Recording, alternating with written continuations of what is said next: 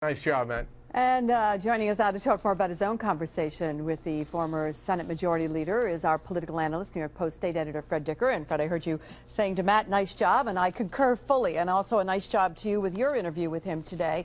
I thought the headline from the interview that you did was the point that Matt just brought up about the stress from the years of investigation having led to his kidney cancer. That's what he's saying, that his doctors have led him to believe.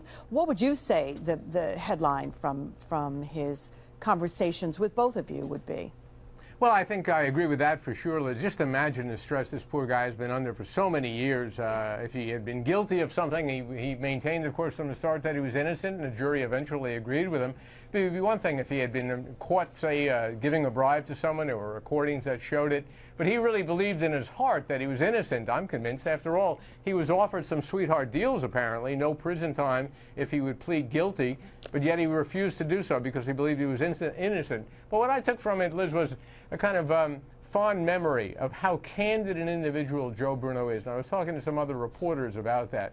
We don't have very many political figures. We really don't have any anymore like Joe Bruno.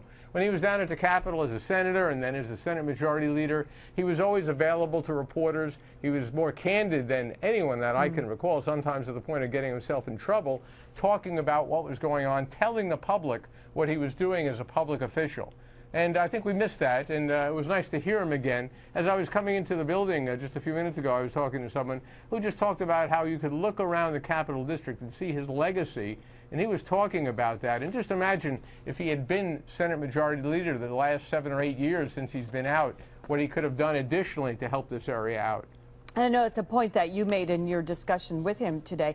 You know what I was struck by, Fred, was here's an 85-year-old man who had tremendous command of all the facts that he wanted to sort of support his arguments today, that he seems as vital and involved as he ever was. And then when you raised the point of what was lost to him over the course of the time, whether he would have stayed in politics, whether he would have done something in the community.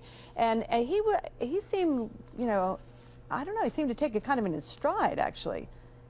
Well, you know, he still retains a little bit of humor. And I said to him, Senator Bruno, do you think you might run for office again and maybe try to do a few good things? He said the next 5 years he's pretty much committed, but after that he'll give it some consideration. He's a remarkable man. He's a native son of this area, and he'll, I think, be remembered for many, many decades to come because of what he did for it. I don't know if we were supposed to discuss it, but do you think he will get reimbursed?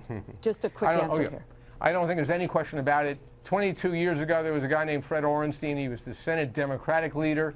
He didn't even go to trial, but he had been indicted. He wound up getting $1.3 million for his legal expenses. The law is very clear on that. I can't imagine that legally there's any question now. It's just a question of how much will he get. He certainly seems to be legally entitled to it. He's an innocent man. All right, very good. Thank you, Fred, very much. And Fred obviously has some interesting guests on his radio programs, live from the state capitol every weekday morning, 10 to 11 on Talk 1300 AM.